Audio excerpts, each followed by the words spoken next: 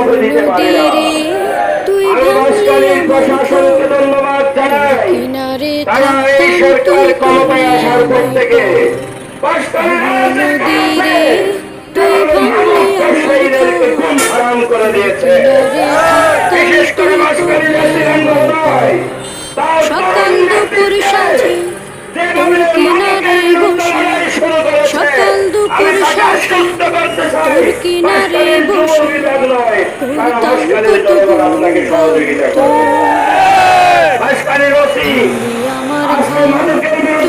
করতাম কত এই সংগ্রামে আমরা বাঁশখালীর জনগণ আপনাদেরকে সহযোগিতা করব।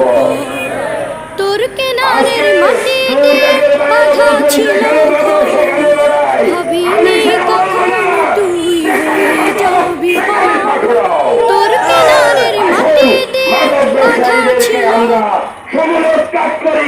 মাদক সেবনকারীদের সহযোগিতা করে সৎ পথে ফিরে আনার চেষ্টা করি।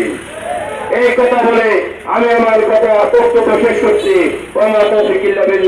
আসসালামু আলাইকুম ওয়া রাহমাতুল্লাহ।